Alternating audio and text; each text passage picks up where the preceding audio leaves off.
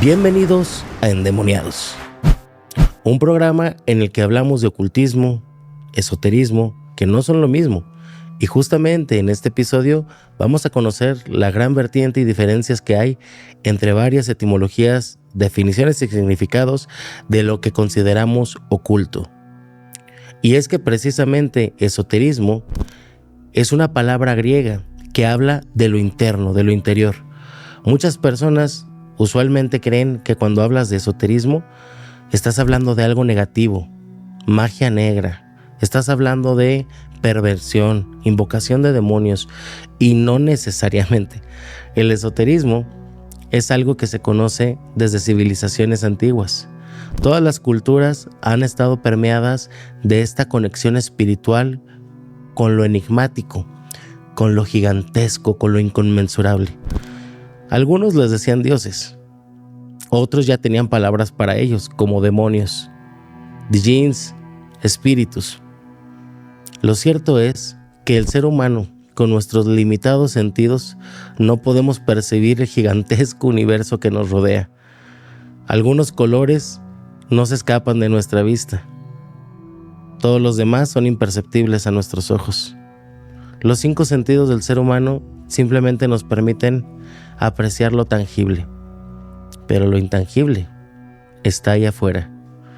¿Alguna vez te ha pasado que una persona está detrás de ti? No tienes manera de confirmarlo, pero sientes su presencia.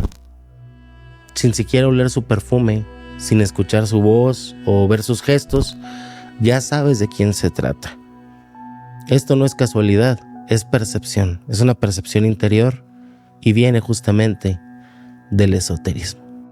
A lo largo de los milenios se fue acumulando esta información por escribas, por profetas, por diferentes personas que radicaban en diferentes culturas, como hierofantes en Grecia, hechiceros en Londres. Y cuando todo esto va acumulándose, deja de ser oral y se convierte en escrito. De esta manera tenemos los grimorios. Con los grimorios podemos darnos una amplia gama de conocimiento de lo que se va vertiendo en esos textos. Y todos esos textos no son para aprendértelos de memoria. Esos textos no son para pasar un examen, ni siquiera son para ponerlos en praxis. Hay muchas cosas del esoterismo que es recomendable ni siquiera ejecutar. Entonces, ¿para qué son? Para lo más terrorífico que te puedes cruzar en tu vida. Un duelo contigo mismo, una introspección. La introspección siempre va a ser dura porque nosotros somos los primeros en juzgarnos duramente, pero es cuando desnudas el alma y conoces quién está ejecutando qué. ¿Por qué tengo esta fe? ¿Por qué practico aquella ejecución mágica? ¿Por qué vierto este tipo de herbolarias en estos frascos?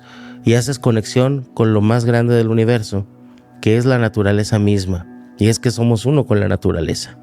Desde la época muy temprana del ser humano, el ser humano comprendió que había poder en símbolos, en voz y en pensamiento. ¿Cómo funciona esto? Bueno, todo viene desde nuestro cerebro. Muchas personas cuestionan la veracidad de la práctica esotérica, pero no nos vayamos lejos y recordemos que hace tan solo 400, 500 años, todavía hace 300 años, la alquimia no era considerada una ciencia. Los alquimistas tenían conocimiento de la materia, sabían de elementos químicos, procesos de transmutación de los objetos, y ellos fueron los precursores de la química actual, una ciencia verdadera. Y es por eso que a las ciencias ocultas se les llama pseudociencias, porque por el momento no lo son. Pero no vamos a saber en qué punto la humanidad va a llegar a demostrar que todo esto alguna vez ha sido veraz. La metafísica y la neurolingüística ya juegan un papel importante en lo que muchas personas llaman esoterismo, y es que cuando el ser humano plasma elementos en algo, está dejando una huella energética, ya sea un sello de transmutación, ya sea un amuleto, talismán o un avatar con el que te puedes comunicar para sentirte escuchado. Es decir, todas son terapias del ser humano que se ejecutan por medio de nuestro cerebro, desde la psique, en la cual descarga precisamente una energía psíquica que ejecuta luego algo tangible. En palabras más sencillas y menos refinadas, tomamos lo intangible y el ser humano lo vuelve tangible. Pasa en el aspecto poltergeist, del cual les voy a traer un episodio hablando solo de este fenómeno, que precisamente es la mente del ser humano la que genera este tipo de acontecimientos, incluso violentos. Entonces, cuando el ser humano empieza a plasmar sus vivencias desde las cuevas, la caza de mamuts, la recolección de pieles y huesos, va dejando un testimonio de su huella en la tierra. Luego las civilizaciones antiguas crecen, como Mesopotamia, Egipto, y ellos ya empiezan a plasmar símbolos más complejos, como la cruz de Ankh, símbolo de la fertilidad para los egipcios, sagrado desde luego, adjudicado a Thoth, dios de la sabiduría, que después vendría a convertirse en un ser humano llamado Hermes Trismegisto. Con esto nos damos cuenta de la importancia de los símbolos y a la hora de plasmarlos, la huella energética que dejan, pero también la voz, la resonancia. Y en el esoterismo no podemos hablar de él sin traer a este personaje ya antes mencionado a la mesa. Estoy hablando del 3 veces grande. Un personaje, una figura que muchos consideran de leyenda y otros de historia. ¿Dónde radica si existió o no existió Hermes Trismegisto? Bueno, para muchos que están escuchando no les va a gustar la comparación, pero es equiparable a Jesús. Jesús de Nazaret y al que muchos llaman Cristo. ¿Por qué lo equiparo con una figura de esta magnitud? Porque existen documentos históricos que aseveran la existencia de ambos. Es decir, civilizaciones tienen escritos donde dicen que sí llegaron a sus tierras, pero dejaron ellos también un libro que habla sobre sus grandes hazañas, y ese libro es el que él considera mito en varias de las ocasiones, ya sea la Biblia o el Kybalión. La Biblia, muy conocida, le vamos a dar también su espacio en este programa, pero ahorita vamos a hablar del Kybalión, el libro de Trismegistos. Este hombre se consideraba un iluminado más, conocía las leyes del universo debido a una forma filosófica de pensar, los principios herméticos, la equivalencia de intercambios, como es abajo es arriba y como arriba es abajo. Este hombre sabía los poderes de la alquimia y los aplicaba en su día a día, ejecutando a la perfección un conocimiento precisamente esotérico. Somos parte del cosmos mismo. No puedes exonerarte del universo. Tal vez Hermes nunca se refirió a un dios, nunca te propuso rezarle a Ra, a Abraxas o a Odín, pero él decía que el universo es la manifestación divina, es decir, algo que se escapa de nuestra comprensión, y simplemente nos entregamos a este viaje alquímico para desnudar el alma y comprender que somos parte de algo más profundo que nosotros. Hermes no lo sabría, pero con los años, él daría pie a la existencia de otro principio fundamental en el esoterismo, Baphomet, de quien también daremos un episodio. O tal vez sí sabía, con el conocimiento que ese hombre tenía, no me hubiera sorprendido. ¿En qué momento tenemos la diferencia de esoterismo y ocultismo? ¿En qué momento es donde esto no es lo mismo?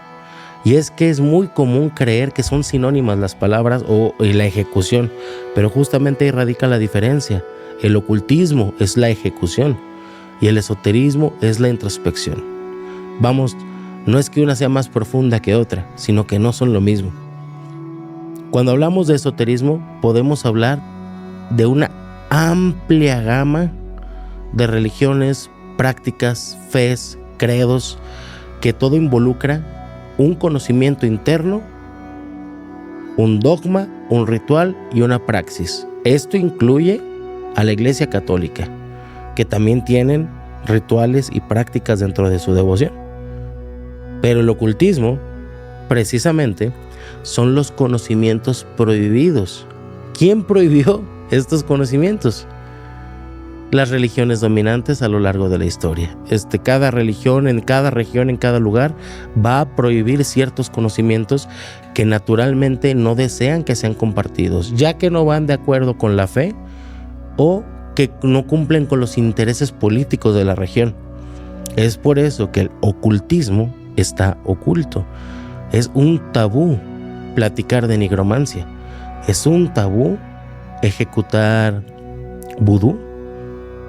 Es más, es un tabú hablar de santería en pleno siglo XXI.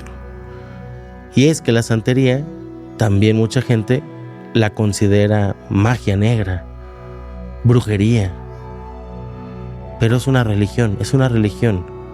Al igual que otras religiones, tienen sus propias prácticas. Ahí es donde radica la importante diferencia entre esoterismo y ocultismo. El ocultismo se practica, se estudia, se ejecuta. La generación de la inmediatez. Vamos a platicar de algo muy importante, y si tú que estás viendo este video eres un joven de esta generación actual, nacido después de la década del 2010, 2015, ya sería muy chavito si estás viendo esto después del 2015, pero ustedes nacieron con un privilegio enorme que a la vez es un poder que deberían de controlar: la tecnología al alcance de tu mano. Con un simple desliz del dedo puedes tener conocimientos que para otras generaciones tomó décadas recabar, tomó años leer, tomó pestañas quemadas memorizar. Y la ventaja es que ahora es muy accesible, pero con la comodidad viene la pereza, y con la pereza viene la carencia del conocimiento. Yo recomiendo a las personas que me estén escuchando, jóvenes o mayores, tengan la paciencia de estudiar lo que se está leyendo. Cuando lees esoterismo, no es un conocimiento para todos. El esoterismo debe ser comprendido. Yo recomiendo buscar quién es el autor de lo que se está leyendo, buscar referencias del mismo, biografías de los autores. Para eso existen, para conocer la trayectoria de ellos y saber qué tan fidedigno es lo que estamos leyendo de dicho personaje.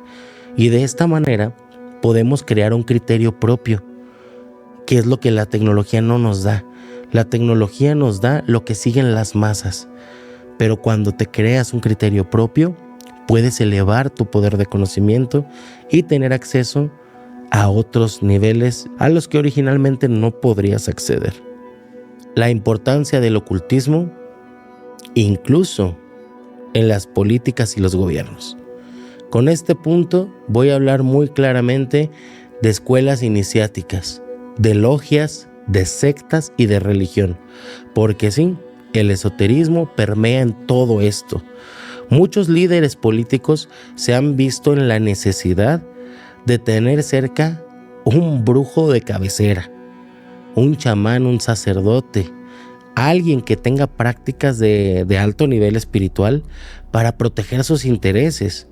Esto lo podemos ver incluso en la Segunda Guerra Mundial, con cierto pintor frustrado que causó una gran guerra mundial, en la cual él no era ajeno a los conocimientos esotéricos, ya sea desde el elemento de la suástica implementado en sus banderas para poder tener un mensaje subliminal, ya sea en la organización Thule, que también ahí tenía expertos esotéricos para poder desarrollar diferente tipo de armamento, porque sí, las guerras son precursoras de la tecnología que va de la mano con profetas y visionarios.